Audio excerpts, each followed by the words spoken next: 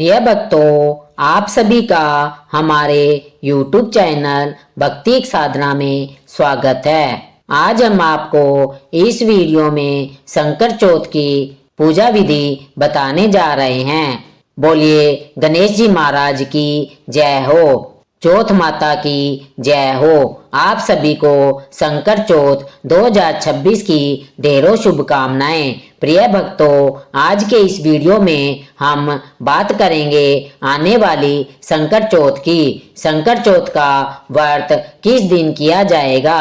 संकट चौथ जिसे माई चौथ भी कहते हैं, तिलकुटनी चौथ भी कहते हैं, तिलकुटा चौथ भी कहते हैं, तिल चौथ भी कहते हैं। यह संकट चौथ बड़ी महत्वपूर्ण होती है। इसका व्रत संतान की लंबी आयु के लिए किया जाता है और जो निसंतान दंपति है वह माताएं संतान की प्राप्ति के लिए इस चौथ का व्रत करती है। ये 4 बड़ी चौथ में से एक चौथ होती है। इसका व्रत करने से आपकी संतान दीर्घायु होती है, उनका भविष्य अच्छा होता है, उज्जवल होता है और जो निसंतान होते हैं उनको संतान की प्राप्ति होती है। इस चौथ का व्रत कैसे करना है, कब करना है, क्या विधि होगी, क्या नियम होंगे, क्या ये निर्जला रखी जाती है या जल पी के भी रखा जा सकता है,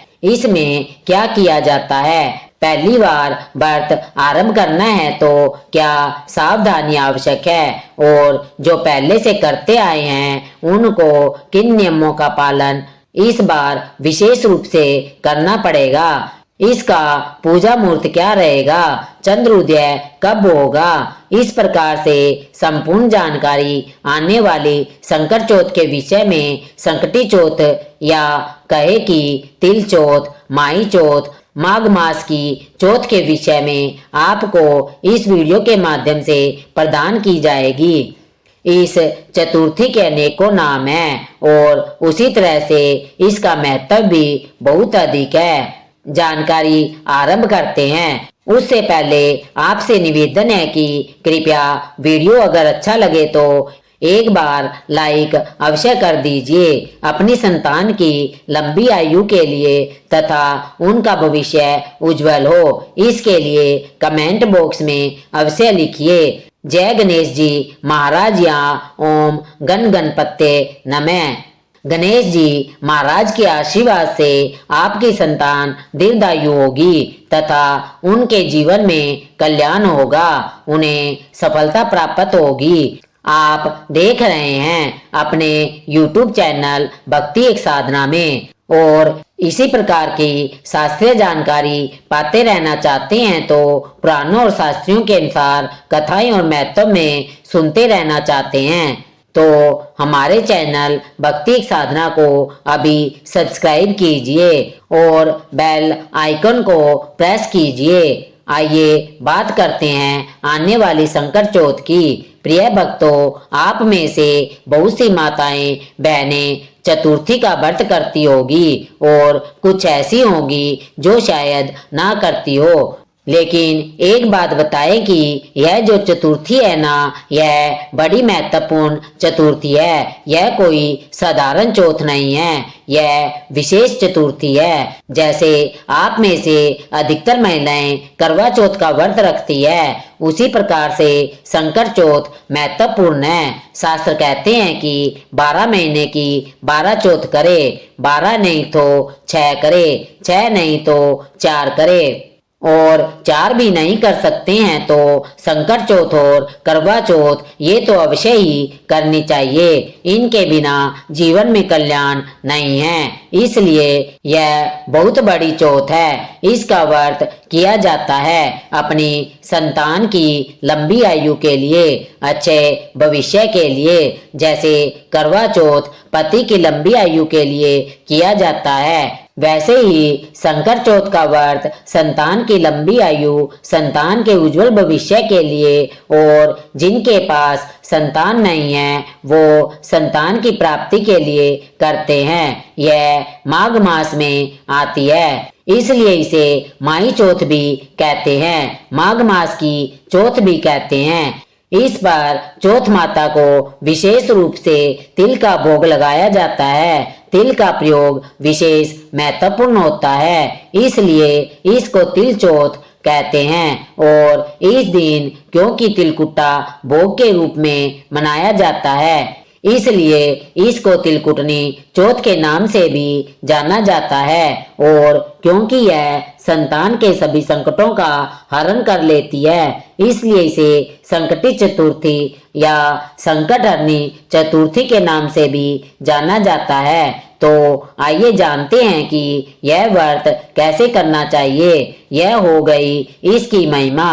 व्रत कैसे करना चाहिए, तो जो भी माताएं बहनें इस चतुर्थी का व्रत करना चाहती है, उन्हें व्रत वाले दिन सूर्योदय से पहले उठना चाहिए।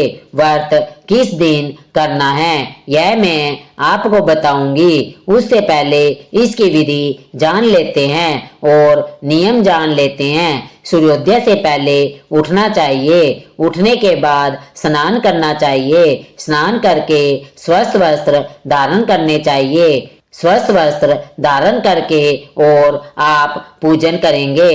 संकट चौथ का पूजन करेंगे। वह 2 प्रकार से किया जाता है। कुछ प्रांतों में इस दिन गणेश जी महाराज का विशेष रूप से पूजन किया जाता है, कथा आदि सुनी जाती है। और कुछ प्रांतों में इस दिन चौथ माता का मुख्य रूप से पूजन किया जाता है। गणेश जी महाराज को स्थापित तो किया जाता है वहां पर भी, पर वो चौथ माता का विशेष रूप से पूजन करते हैं। एक दीवार पर मानव की आकृति बनाते हैं और उनका पूजन करते हैं। मैं दोनों ही विधियां यहाँ पर आपको बताऊंगी। आपके यहाँ अगर दोनों में से कोई भी विधि होती है तो उसका पालन करें। और अगर आपको ज्ञात ही नहीं है कि किस विधि से पूजन करना चाहिए, तो अंत में यह भी बताऊंगी कि आप किस विधि से पूजन करेंगे तो उत्तम रहेगा। तो स्नान आदि से निवृत्त होकर स्वस्थ वस्त्र धारण करके अब हम कथा पूजन और संकल्प आदि करेंगे। इसके लिए आपके पास भगवान गणेश की कोई प्रतिमा होनी चाहिए। एक चौकी लीजिए जिस पर उसको स्थापित करेंगे, यानी कि विराजमान करेंगे। उस पर बिछाने के लिए लाल या पीला वस्त्र ले लीजिए। पूजा के लिए आपके पास रोली, मोली, पान का पत्ता हो तो ले सकते हैं, अगर ना हो तो कोई बात नहीं। लौंग, इलायची, धूप, दीप और अगर जनेऊ मिल जाए तो जनेऊ ले लीजिए। यह सामग्री है, सभी घरों में उपलब्ध होती है। साधारण सामग्री है, सामान्य सामग्री है। ये सामग्री आपने एकत्रित करनी है।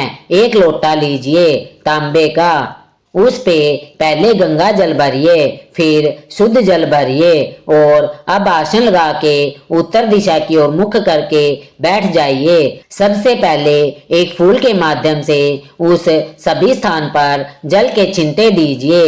लोटे में जो जल भरा है ना, उस जल से फूल के माध्यम से छींटे दीजिए। जो सामग्री आपने एकत्रित की है उस पर और जिस स्थान पर आपने बैठकर पूजन करना है, इससे स्थान पवित्र हो जाएगा। इस प्रकार से जल के छींटे देकर आप उसको शुद्ध कर ले। आपको कोई मंत्र ना आता हो तो आप इस प्रकार से ये जो गंगा जल युक्त जल है ना, ये अपने आप ही शुद्ध कर देगा। और मंत्र बोल पाए तो उत्तम है, और क्योंकि सामान्य जन के लिए संभव नहीं है मंत्र बोल पाना, आप बिना मंत्र के भी इस प्रकार से शुद्धिकरण करें। चौकी बिछाए, चौकी पर लाल या पीला वस्त्र जो आपके पास है उसको बिछाए। उस पर गणेश जी महाराज को विराजमान कीजिए। उनके सामने घी का दिया रखिए। घी का दिया सीधे हाथ की ओर रखेंगे और मान लीजिए अगर आप तेल का दिया जला रहे हैं तो तिल के तेल का दिया जला सकते हैं। उसे उल्टे हाथ की ओर रखेंगे। धूप जो है वह आपके विपरीत दिशा में रखनी है। जिस तरह धूप रखी है उसके विपरीत दिशा में दीप को इस प्रकार से विराजमान कीजिए। अब आप अपने हाथ धो लीजिए। अपने हाथ पर 1 चम्मच जल लीजिए लोटे में से और हाथ धो लीजिए। हाथ धो लेने के बाद सबसे पहले व्रत और पूजन का संकल्प करेंगे।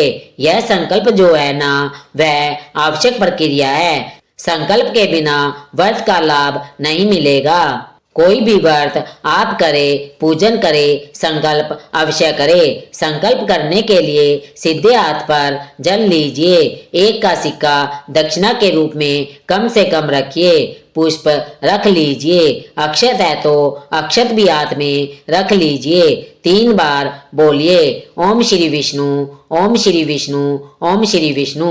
अपना नाम, अपना गोत्र, जिस स्थान पर बैठकर पूजन कर रहे हैं वहां का मकान नंबर, क्षेत्र का नाम, शहर का नाम, माघ मास है, कृष्ण पक्षी, संतान और वह संकल्प भगवान गणेश के चरणों में अर्पित कर दीजिए। आपने दीर्घायु के लिए, अच्छे स्वास्थ्य की कामना के लिए या जो निसंतान है वह संतान की प्राप्ति के लिए यह चौथ माता का व्रत व पूजन कर रहे हैं, चतुर्थी का व्रत व पूजन कर रहे हैं। यह आपने संकल्प किया है, यह संकल्प अवश्य करना चाहिए।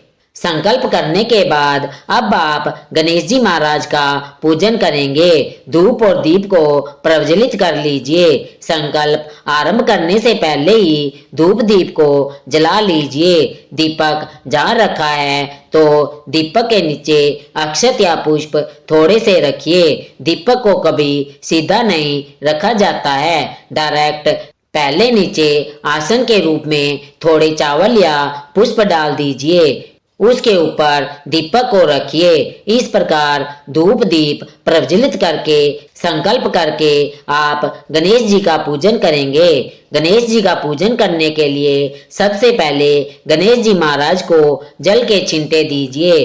फूल के माध्यम से जल के छिंटे दीजिए।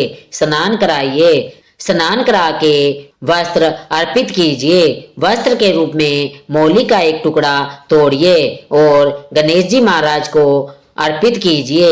यक्षोपवीत के रूप में जनेऊ लीजिए। अगर है तो जनेऊ को लेकर उस पर तिलक कीजिए और वो गणेश जी महाराज को अर्पित कर दीजिए।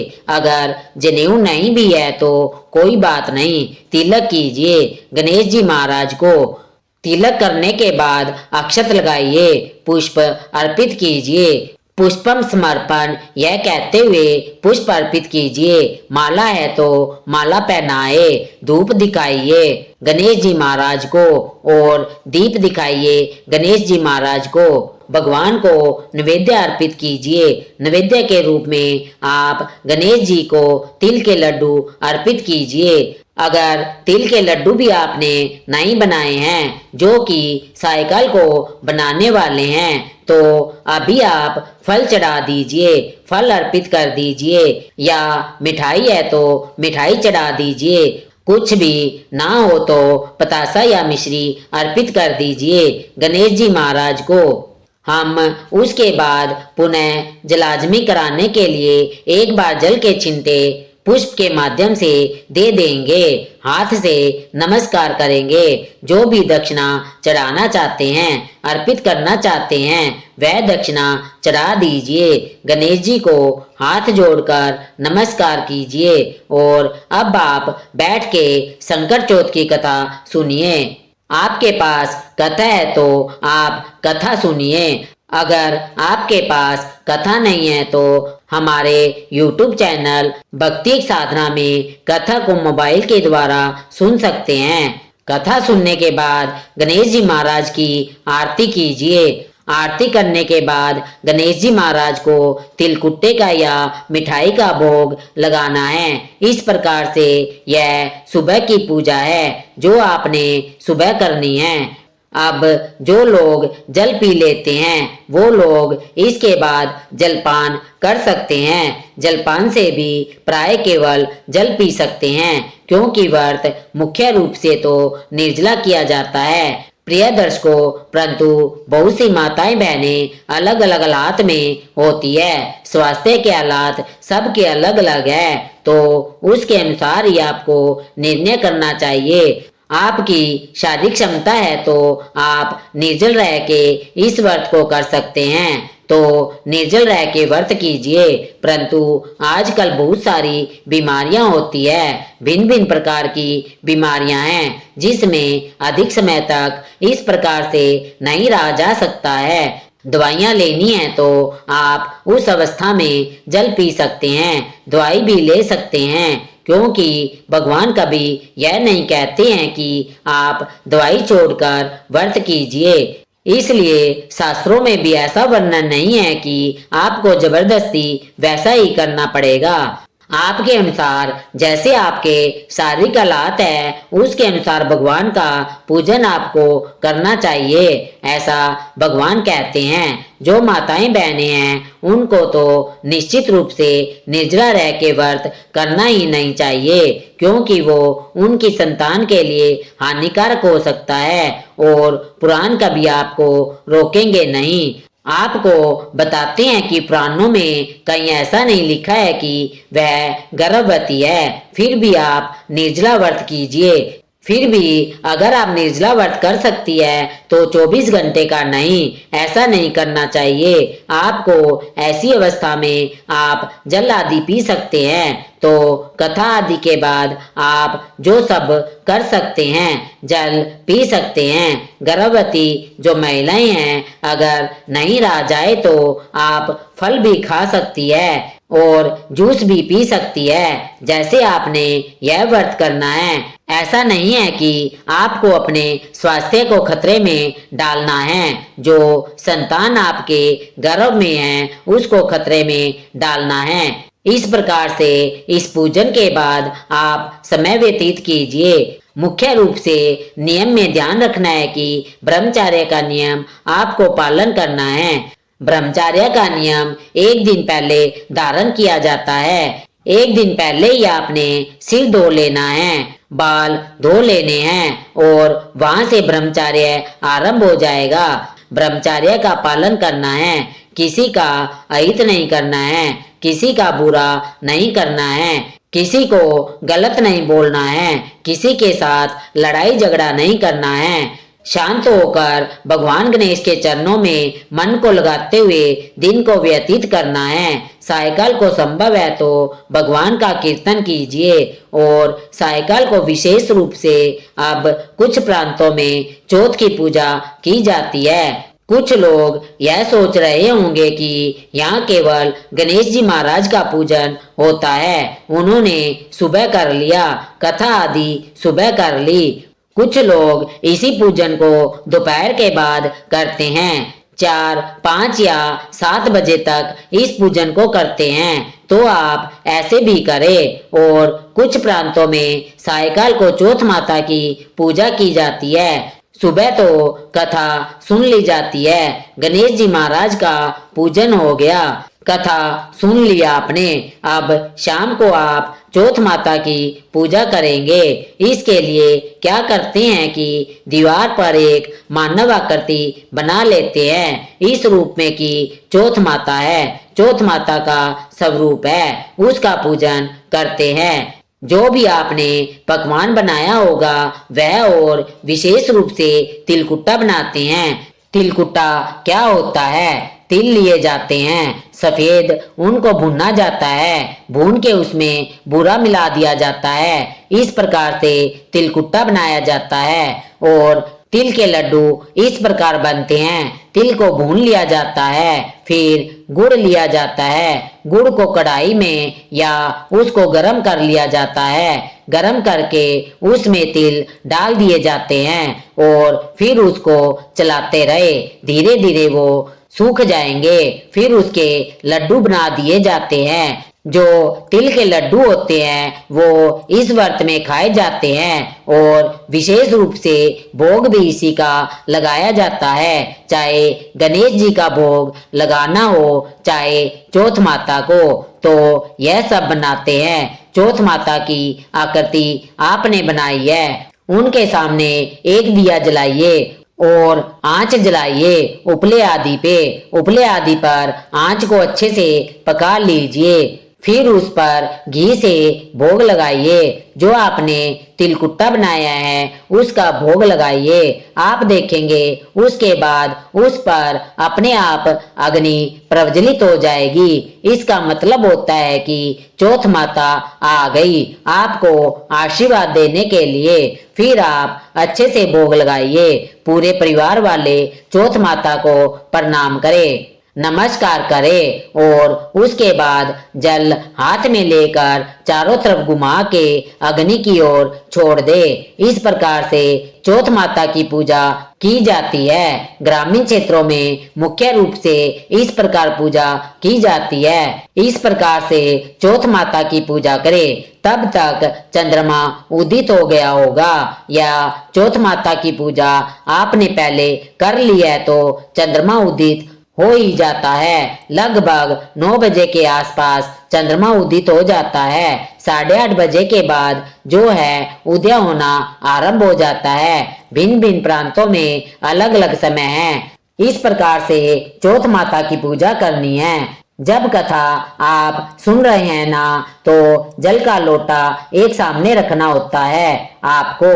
उस लोटे में जो तिल के दाने हैं वो डाले जाते हैं, क्योंकि तिल से कथा सुनी जाती है और उसी जल से आप रात्रि को चंद्रमा को अर्घ्य देंगे।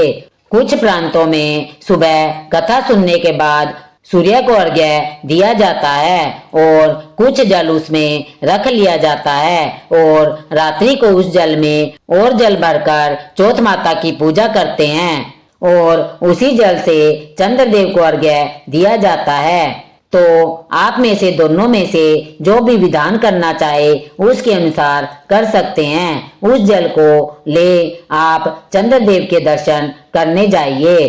चंद्रमा को अर्घ्य देते समय ओम से चंद्रमसे नमो, ओम से चंद्रमसे नमो यह मंत्र जपते हुए अर्घ्य दीजिए। उनको अक्षत अर्पित कीजिए, तिलक अर्पित कीजिए और भोग अर्पित कीजिए।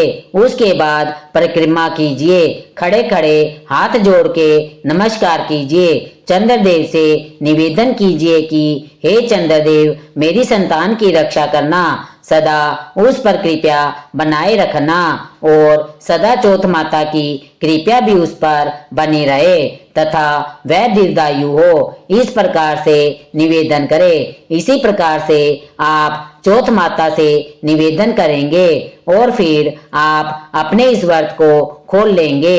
व्रत का पालन कर अर्थात भोजन ग्रहण कर लेंगे। भोजन के लिए जब बैठे तो चौथ माता से हाथ जोड़कर नमस्कार कीजिए, निवेदन कीजिए। गणेश जी महाराज से निवेदन कीजिए कि हे गणेश जी महाराज, हे चौथ माता, मैंने आज आपका यह जो व्रत किया है इसमें कोई गलती, कोई त्रुटि, कोई भूल हो गई हो तो आपसे क्षमा प्रार्थना करती हूँ। आप उसको क्षमा कीजिए और मैंने यह जो व्रत किया है अपनी संतान की लंबी आयु के लिए, अच्छे स्वास्थ्य की कामना के लिए, तो मेरी संतान सदा सुरक्षित रहे आपके आशीर्वाद से और उसका भविष्य उज्जवल रहे। और जो दंपति निसंतान है वो प्रार्थना कीजिए कि हे चौथ माता, हे गणेश जी महाराज, हमारी झोली खाली है, इस झोली को भर दीजिए और हमें संतान दीजिए। इस प्रकार से प्रणाम करके, नमस्कार करके फिर आप अपने व्रत को खोल लीजिए।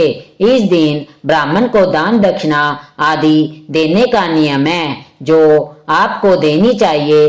तो संभव हो तो आपके आसपास कोई मंदिर है तो वहां पर दे आइए। भोजन के साथ, थाली के साथ दक्षिणा भेज दीजिए। आसपास कोई योग्य ब्राह्मण रहते हैं तो उनको वो दे दीजिए। इस प्रकार से संकट चौथ का व्रत कीजिए। अवश्य ही माता के आशीर्वाद से, गणेश जी महाराज के आशीर्वाद से आपकी कामनाएं पूर्ण होगी। आपकी संतान सुरक्षित होगी। जो निसंतान है उनको संतान की प्राप्ति होगी अब बात करते हैं जो पहली बार व्रत करना चाहते हैं वह कैसे करे। देखिए, जो विधि बताई है दोनों ही उत्तम है आपके लिए। जिसका पालन हो सके वह विधि अपना लीजिए। बस ध्यान दीजिए, जो विधि आप शुरू कर देंगे उसी विधि से आगे आपको लगातार व्रत करना होगा। आप चाहे तो केवल गणेश जी महाराज का सुबह पूजन करके, कथा आदि करके, शाम को चंद्र पूजन करके व्रत कर सकते हैं। दूसरी विधि है कि सुबह गणेश जी महाराज का पूजन करें, कथा सुने और सायकाल को पुनः चौथ माता का पूजन करके फिर चंद्रमा का पूजन करें। दोनों विधियां उत्तम हैं। जो आपको ऐसे लगे कि आप पूरे जीवन निभा पाएंगे उस विधि को अपना लीजिए। जैसे शुरू कर देंगे वैसे ही आगे आपको करना होगा। अब बात करते हैं चौथ माता का व्रत कब है और चंद्रमा का उदय होने का समय क्या है। प्रिय दर्शकों, इस बार 2026 में संकर चौथ का व्रत 6 जनवरी को करेंगे। संकर चतुर्थी 6 जनवरी को है। 6 जनवरी को चतुर्थी शुरू हो जाएगी सुबह 8:01 पर और 7 जनवरी को सुबह 6:52 तक रहेगी। इसलिए 6 जनवरी को ही आपको संकर चौथ का व्रत करना है, क्योंकि चंद्रमा उदय जो है 6 जनवरी को चतुर्थी में है। 7 को तो सूर्योदय से पहले ही चतुर्थी समाप्त हो रही है। 6 जनवरी को अगर हम बात करें तो चंद्र उदय का समय रहेगा शाम को 8:56। ये दिल्ली का समय मैंने आपको बताया है। आप अपने शहर के अनुसार समय देख सकते हैं। ध्यान दीजिए, इस दिन भद्रा भी है, परंतु ये भद्रा सुबह 8:01 पर समाप्त हो जाएगी। प्रिय भक्तों, आपको हमारी यह जानकारी कैसी लगी? यदि आपको हमारी यह जानकारी पसंद आई है तो हमारे चैनल भक्ति एक साधना को सब्सक्राइब करें और इस वीडियो को अपने दोस्तों और अपने रिश्तेदारों के साथ ज़्यादा से ज़्यादा शेयर करें। हमारी वीडियो को अंत तक देखने के लिए बहुत बहुत धन्यवाद। बोलिए गणेश जी महाराज की जय हो, चौथ माता की जय हो।